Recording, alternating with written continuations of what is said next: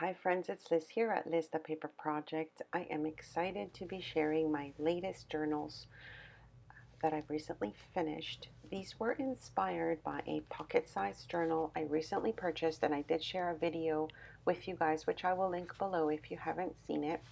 It's this journal here that inspired these, and I am so happy with the way they've turned out. I've made 3 of them, and I also started by making one for myself to start using it. I love the size and how they feel in my hands. I will link everything below if you are interested in purchasing it. Please send me an email. So the one I've made for myself, I did share this on Instagram, a couple pictures of it. I'm in love with it. I I've got some of the pages basically blank. There's nothing in them, but I've used a variety of papers that I could do some collaging and mixed media in.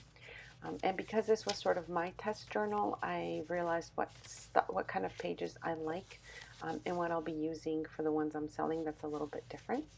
So I'm going to show you as well that I wanted it to be flat when I'm working on it. So for the closure, I made it removable with the elastic so that I could, be free to work on the pages without things getting in the way.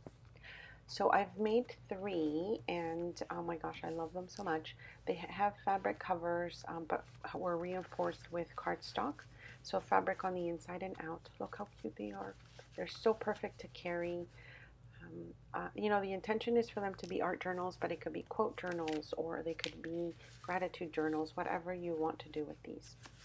So the first page, I wanted it to be colorful, because that's kind of, what inspires me to get going. You could add marker to this, you could add paint to it.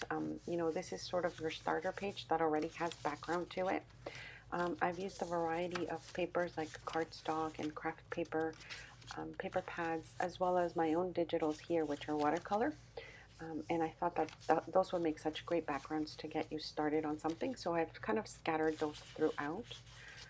As well, I had a tiny little bit of this pink paisley paper pad, and I've used it for a couple of these journals because I thought, you could add to this as well. There's already color that you can match, maybe doing something on the other page. And all these pages completely, you could cover them up with whatever color you want to use, or you can let, some color peek out. It all depends on how you want to work in them. So I love them so much. As you can see, the fabric inside is different than the one outside, and I just think that just gives it a different sort of inspiration to go with color. So this is number 2, and again, same design. I like that the cover is a little bit smaller than the pages because you can see the pages kind of sticking out. So same idea of the first page having, some color to it. Again, with a variety of papers. I like to use a thicker paper in some of them so that, it can hold mixed media, as I said. And then this one here has a piece of a Martha Stewart paper pad.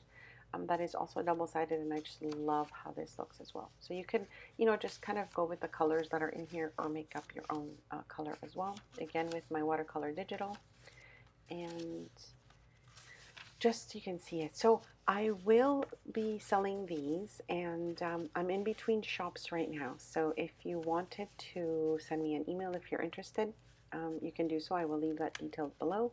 The shop, I'm not sure what I'm doing with that at this moment, so if I do have them listed in the shop, I will list them tomorrow, and I will update this video with those details.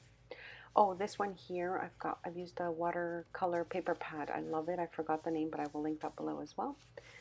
So yes, just send me an email if you're interested in purchasing. They are about 4.5 by 3.25. And oh my gosh, they're just the perfect size. Again, the center here has the pink paisley, and I love this this paper pad, but like I said, I only had these little bits of pieces of paper to use in here.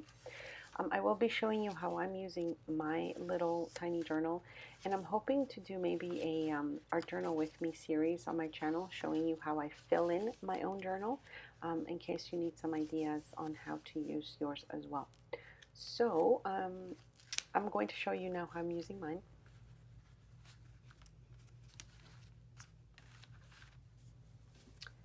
So with mine, I actually added some color to the cover, as you can see here. So I did do some stenciling and some watercolor and that kind of stuff. The inside of the cover as well. And then the first page was also my watercolor digital that I added to. And that kind of gave me the freedom to play a little bit more with color. So these are just a couple pages I've started. I will be doing the whole journal and hopefully sharing that series with you guys. Might be on Instagram, might be a video. We'll see how that goes. Um, Please leave a thumbs up if you enjoyed the share. Don't forget to check the description box below for details. If you're interested in purchasing, send me an email, and I will see you guys next time. Thanks so much for stopping by.